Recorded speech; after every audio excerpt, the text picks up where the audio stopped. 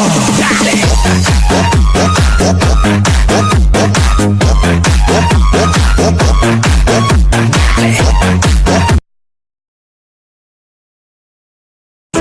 vào đồng cỏ xanh, thiên thần vai có cánh, cây lá thì có cành, em thì phải có anh. Thấy nụ cười em nhu mì, anh như điện đất cầu chì, lóe lên một tia lửa mém cầu kỳ.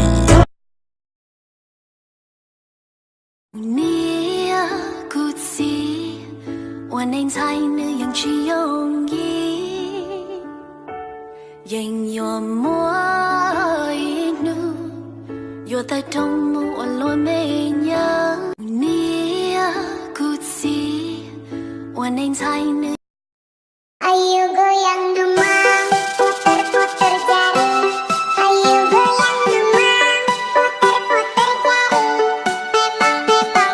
Selamat datang dan salam jumpa dari dunia musik bersama saya Nandalia Remix Production.